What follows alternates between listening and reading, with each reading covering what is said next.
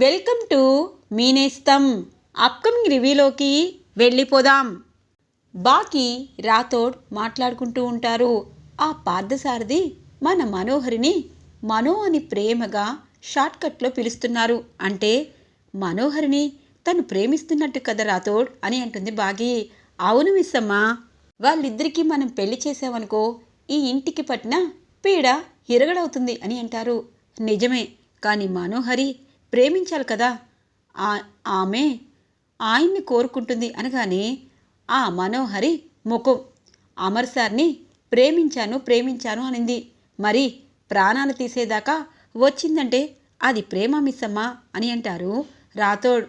అవును, కానీ ఇప్పుడు పార్థసారథి గారు చాలా సిన్సియర్గా ఇన్వెస్టిగేషన్ చేస్తున్నారు.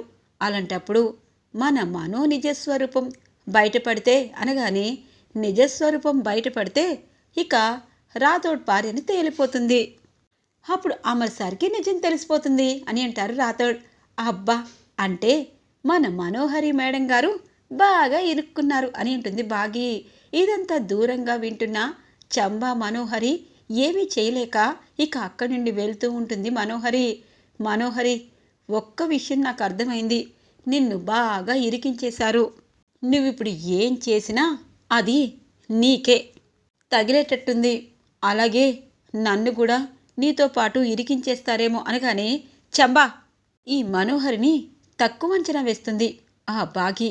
ఆ పార్థసారథిగాడు నన్ను పెళ్లి చేసుకోవడమా, అలాగే నేను ఇంటిని వదిలేసి అమర్ని బాగీకిచ్చి వెళ్ళిపోవడమా, అది జన్మకి జరుగుతుందా అని అంటుంది. ఇప్పుడు జరిగేటట్టుంది అని చెప్పి అంటుంది చంబా.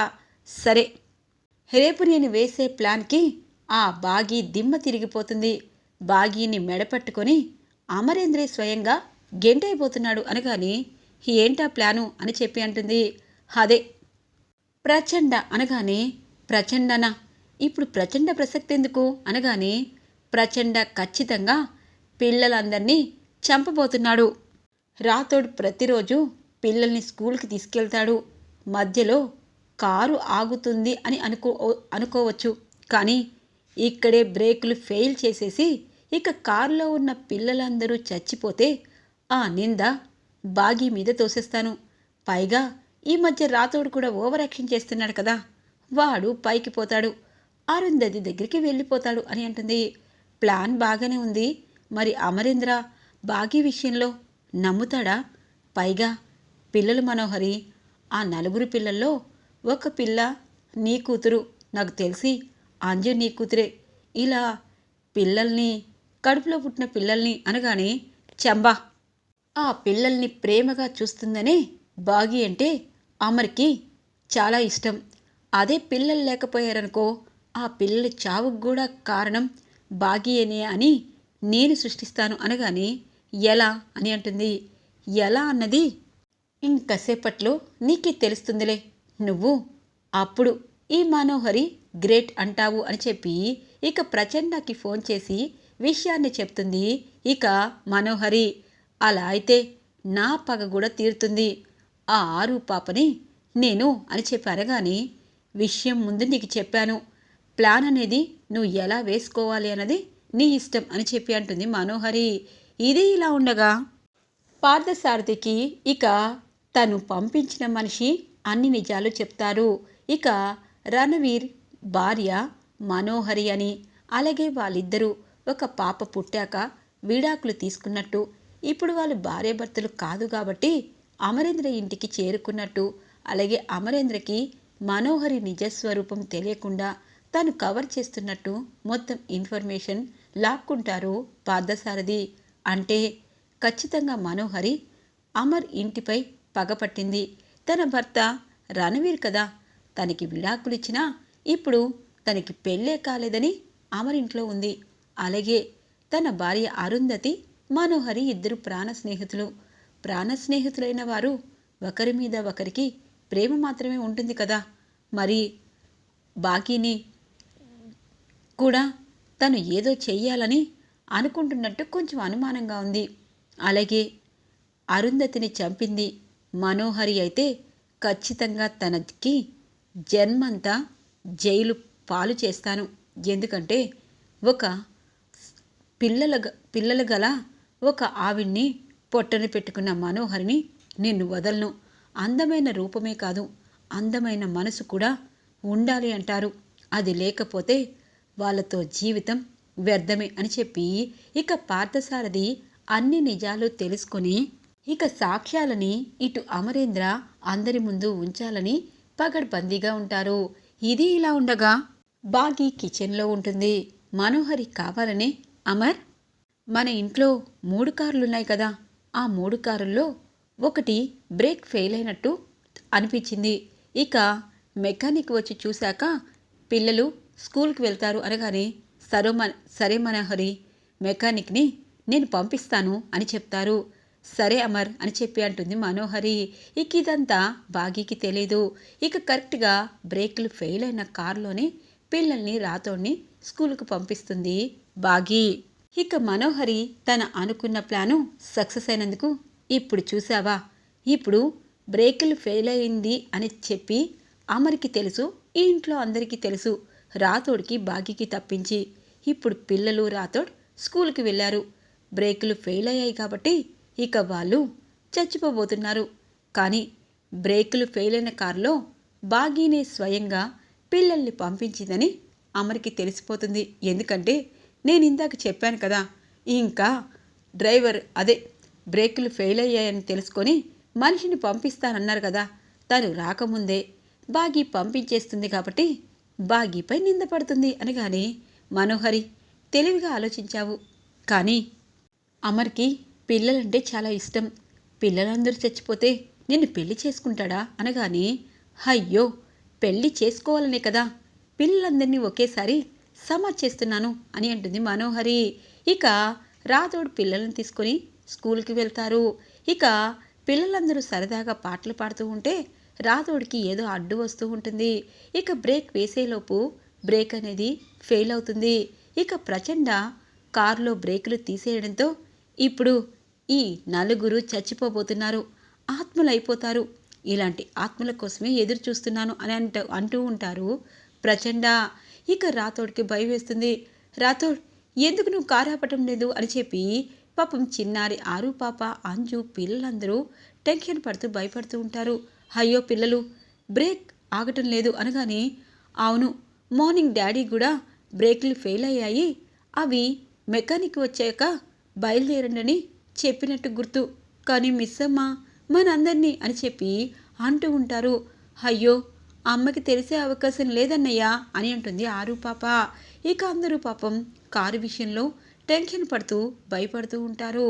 కరెక్ట్గా అమర్ అలాగే పార్థసారథి ఒక ప్లేస్ నుండి వస్తూ ఉంటే కరెక్ట్గా రాతోడ్ కారు కనిపిస్తుంది.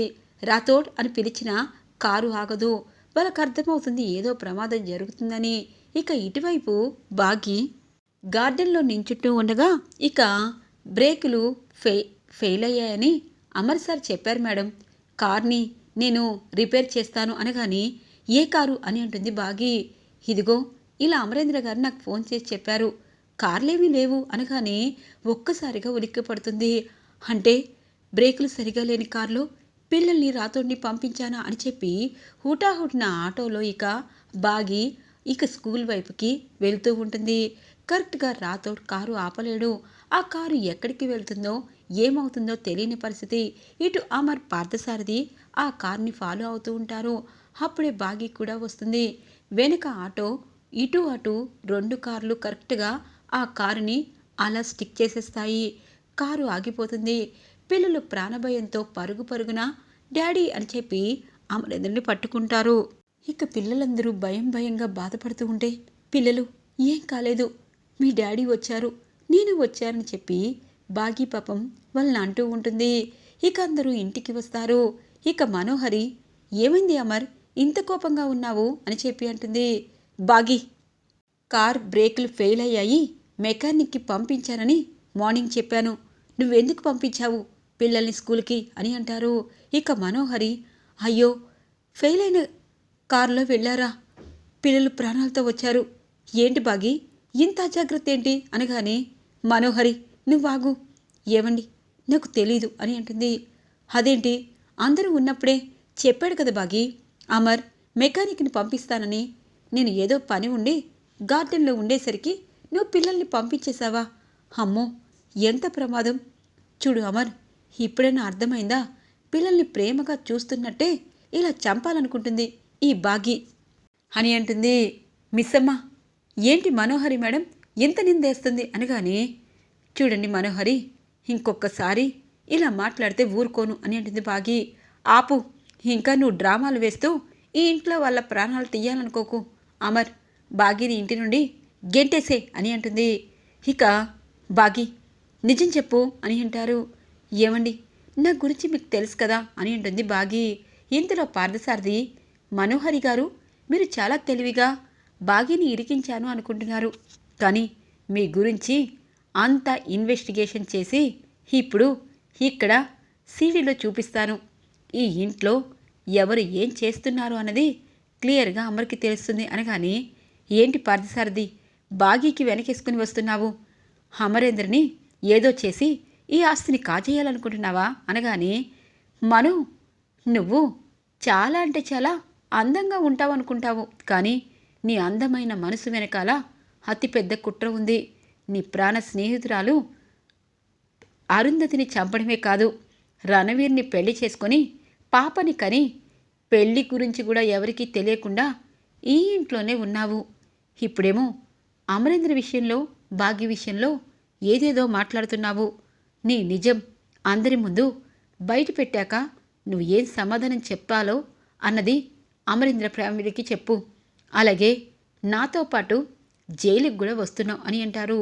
పార్థసారథి అని అంటుంది, ఛీ, చాలామంది ఆడవాళ్ళని చూశాను, తన ప్రాణభయంతో ఎదుటి వాళ్ళని చంపడం, భర్తలు ఎన్ని కష్టాలు పెడితే ఒక్కొక్కసారి భర్తని కూడా చంపడం చూశాను, కానీ ఒక ప్రాణ స్నేహితురాలి భర్త కోసం తన ప్రాణాలు తీసి ఇప్పుడు పిల్లల ప్రాణాలు కూడా తీయాలనుకుంటున్నా నీలాంటి నరరూప రాక్షసి ఈ ఇంట్లో ఉండకూడదు అనగానే అమరు ఒక్కసారిగా షాక్ అవుతారు.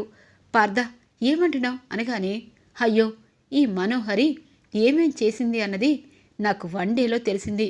నేను పిల్లల విషయంలో ఏదో చేస్తుందని అనుకునే అటువైపు కారులో వచ్చాను, కానీ మనోహరి పిల్లల ప్రాణాలు కూడా తీయాలనుకుంటుంది అంటే చాలా క్రిమినల్ మైండ్ అని చెప్పి అంటారు. ఇక మనోహరి చూస్తూ ఉంటుంది. ఇక బాగి అంటుంది, చూసావా మనోహరి, ఏదో ఒకరోజు ఎలాగో ఒకలాగా మనం చేసిన తప్పులకి దేవుడు సరైన శిక్ష వేస్తాడు. ఇప్పుడు ఆయన నీకేం శిక్ష వేస్తాడు అన్నది ఆయనకే వదిలేస్తున్నాను. పిల్లల విషయంలో నాకు నువ్వు అంటున్నావంటే నువ్వు ఏదైనా చేయొచ్చు అని చెప్పి అక్కడి నుండి తన పిల్లల్ని తీసుకుని వెళ్తుంది బాగి. ఈరోజు రివ్యూ ఇలా ఇంట్రెస్టింగ్గా ఎండ్ అవుతుంది ఫ్రెండ్స్. రాబోయే రివ్యూ కోసం మా ఛానల్ని సబ్స్క్రైబ్ చేసుకోండి. Thanks for watching friends.